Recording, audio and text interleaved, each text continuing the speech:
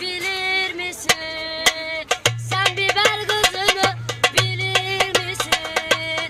Sen jopun tadını bilir misin? Söyle kırık otobüs camı bilir misin? Söyle arma aşkını hiç tatmadım. Kışın yatak keyfi hiç bilmedim. Sen gibi eğlenmeyi düştük harman uğruna.